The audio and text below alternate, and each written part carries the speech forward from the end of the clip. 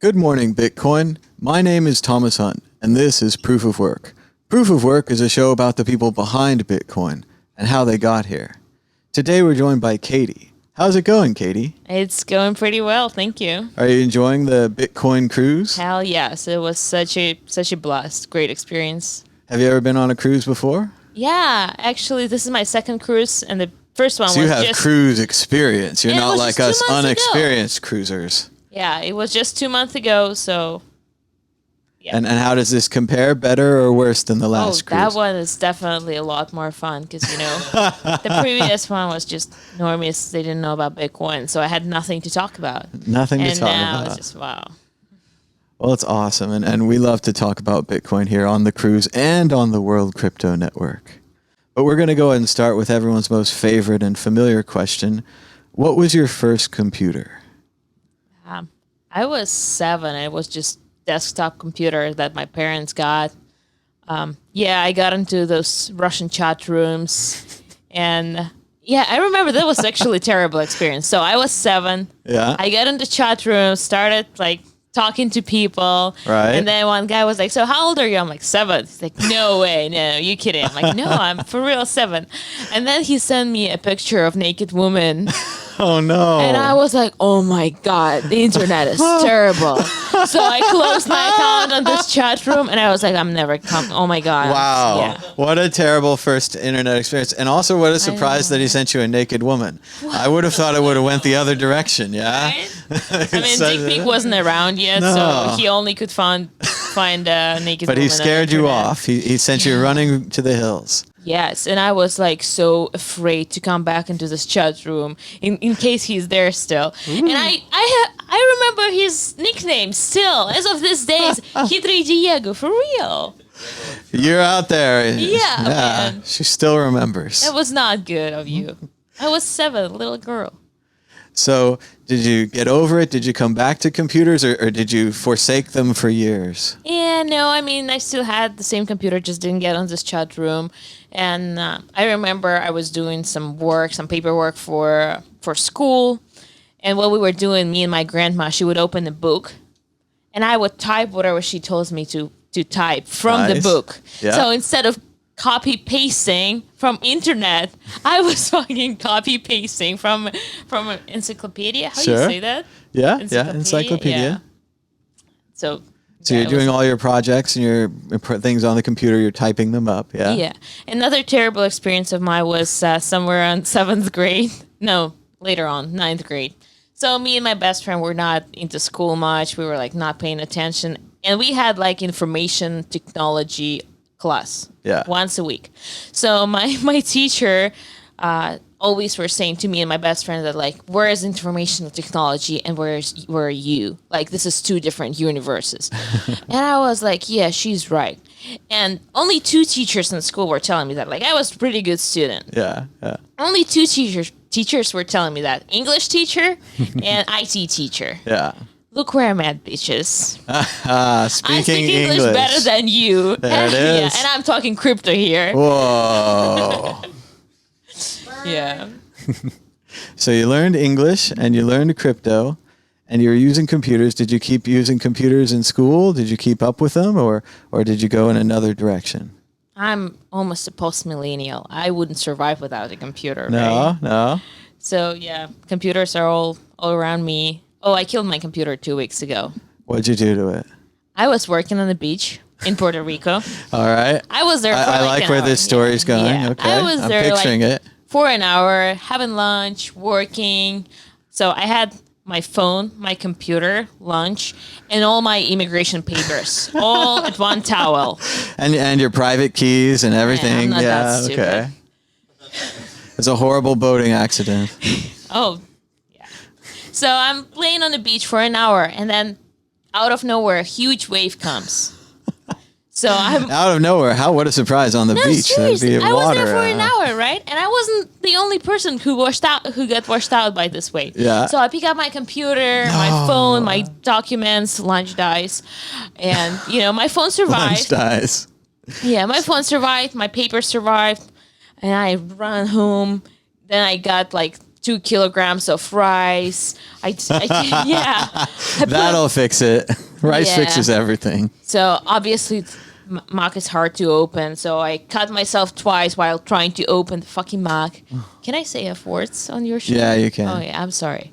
But only in Girl Russian. children. Only in Russian. Yeah, so I put it in rice for like 2 days.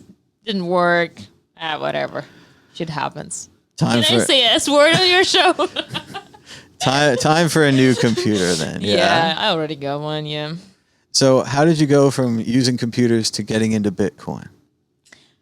I got introduced to Bitcoin from the shadiest person I've ever knew.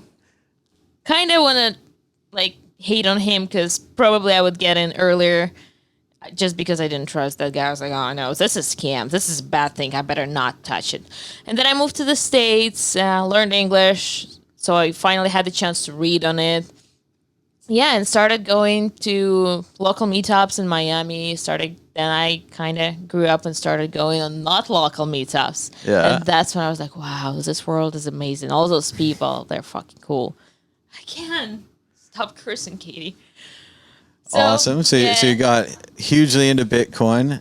And then how did you end up going to the Craig Wright trial? Because a lot of people might know you from your tweets about the Craig Wright trial, because the whole time the trial was going on, there was one person on Twitter that seemed to know what was actually happening, and it was you. Yeah, so I lived in Mexico for the last 5 months before the trial. And while being in Mexico, I was planning my trip to Miami because that's where my sister lives. And I just seen the information that Craig Wright's trial is coming to West Palm Beach. And I'm like, oh yeah, I'm gonna go. So I put together timing that I would visit my sister, and somewhere at the same time I would go to Craig Wright's trial. I got to the first one. I definitely did not expect that because I started my Twitter January 1st this year. So Yeah. It was like 8 months ago. And so I brought in my phone into the courtroom, which was apparently illegal. I might have known, might have not known about that before. You had no idea. Yeah. She had no idea. As Yeah. her attorney, she had no idea. Yeah. So I got in the courtroom, started tweeting about it, and got in trouble because the defendant lawyer apparently found me online, saw my tweets, got to the judge, and was like, someone in the courtroom is live tweeting. This is illegal. Ooh. Yeah, he had He was computer. also live tweeting. Yeah, so lawyers are allowed to have computers there because they're special. But I'm special too, so I brought my phone in, right? Yeah. Yeah, I was live tweeting, and my Twitter just got exposed, and I was like, oh my god, I better learn English now. Yeah. Got in trouble, made it into the script because judge was asking me questions, and I was like, I'm sorry, I'm not a native speaker. Oh, I might very not good. understand your questions, sir. So yeah, he was like, no. Sir. Yeah, he was pretty nice to me. He was like, Katie, you're very welcome to come back. Just never bring your phone. It's also on us because you kind of went through like, this metal frame and the X-ray machine. Yeah. I was like, yeah, I did. And he's like, it was 4 court guards there, like taking care of it. I'm like, yeah, it was 4 of them. And he's like, 4 court guards versus 1 woman. Russian woman. Russian woman. You have to highlight that. If you highlight that, everyone is gonna understand. Yeah. Makes a difference. Yeah. So it was pretty fun. And I was not going to be for a second trial. I went to Puerto Rico on a cruise. Nice. And then I came back. I'm like, yeah, okay, I'm going to wait for a second trial. Like, I'm not going back to Mexico yet. It was pretty interesting. I hope they don't remember me. And I was like trying to look different from the first time. Sure. So I show up and every court guy was like, black where's wig. your phone? Oh. I'm like, shit, he remembers me. Then I make it into the courtroom and the judge like, oh, Katie, you're here again. So, and then I just couldn't miss the last one, right? Because I knew that we were coming to an end. So I had to stay for another like 3 or 4 weeks in Florida just to wait. Sounds for the trial. awful. 3 or 4 weeks in Florida. I know. Oh my. It's Miami trip. It's been too long. Yeah, so I made it to the third one. It was a cool experience. It was yeah. So what are you working on now in Bitcoin? I wouldn't say it's only in Bitcoin, in tech space overall. So I have upnode.media, which is we build websites, apps, design interfaces, and take care of your go-to-market strategy. I also very recently started another company that is like very early stage. It's a consumer mobile app for connecting people, pretty much connecting continuous learners to trade skills. But it's like very early on. We're gonna launch somewhere at the end of the year for test group. Cool. That's really interesting. You're very much an entrepreneur out there leading the way, huh? Yeah, getting there. That's great.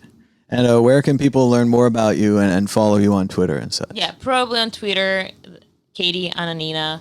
Same on literally every social media. Yeah. All right. Great. Thank you so much, Thank you Katie, so for the much. interview. Yeah.